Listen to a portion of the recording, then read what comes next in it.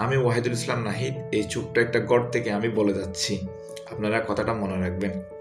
বেগম খালেদা জিয়া 3বারের সাবেক প্রধানমন্ত্রী বাংলাদেশের, উনি তো বাংলাদেশেই মৃত্যুবরণ করেছেন। তার কত সৌভাগ্য দেখেন, সে নিজের দেশে সে নিজের জন্মভূমিতে সে মৃত্যুবরণ করতে পেরেছে। এমন এক সময় আসবে এই খুনি হাসিনার লাশ, সে তো দেশে মৃত্যুবরণ করতে পারবে না, সে বিদেশ থেকে যখন তার লাশ এখানে আনা হবে, ওই লাশটা যাতে এখানে না আসে, ওই জন্য এই দেশের মানুষ এটার বিরুদ্ধে আন্দোলন করবে। আমি নাহিদ বলে যাচ্ছি, আপনারা কথাটা লিখে রাখেন।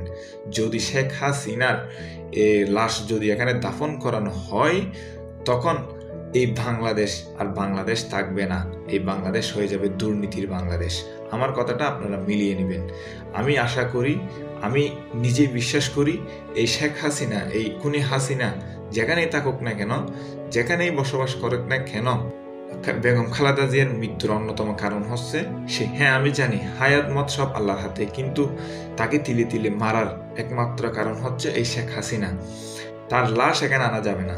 যে যেদিন ও তো মৃত্যুবরণ করবে, ও তো মানুষ, যেদিন সে এই পৃথিবী থেকে শেষ নিঃশ্বাস ত্যাগ করবেন, হ্যাঁ, তখনই আমরা ওর লাশ যখন এখানে বাংলাদেশে নিয়ে আসা হবে, তখন আমরা আন্দোলন করব। আমার কথাটা আপনারা মিলিয়ে নেবেন। সে বাংলাদেশে মরতে পারবে না, আমার কথা না হয় মিলিয়ে নিন। বাংলাদেশের জনগণ তাকে জাটো পিটি করবে।